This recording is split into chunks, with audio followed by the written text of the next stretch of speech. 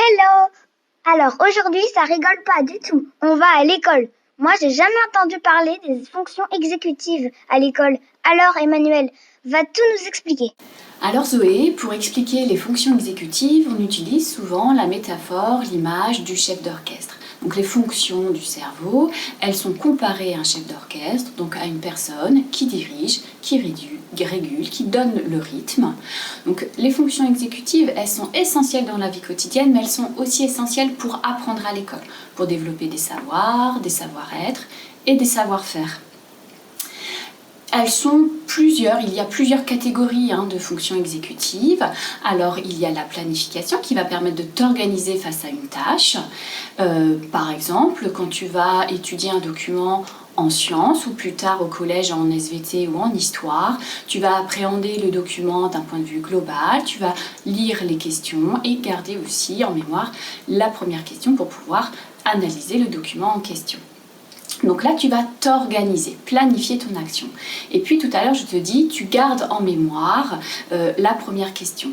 Eh bien, tu vas aussi faire appel à une deuxième catégorie de fonctions exécutives qu'est la mémoire du travail.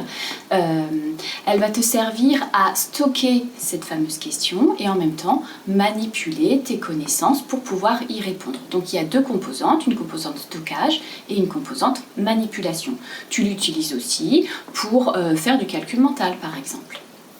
Il existe aussi la flexibilité. La flexibilité, elle te permet d'ajuster, de faire des modifications, d'ajuster ta posture en fonction des retours que tu as de la tâche. En gros, tu vas te poser la question, quelles sont les autres façons de pouvoir répondre à cette question pour que j'aborde ou que j'ai la bonne réponse.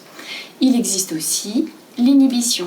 Donc l'inhibition, elle te permet de te concentrer malgré l'ennui, malgré des pensées qui peuvent te venir à l'esprit, malgré aussi les petits copains qui peuvent faire du bruit, donc ce qu'on appelle les distracteurs.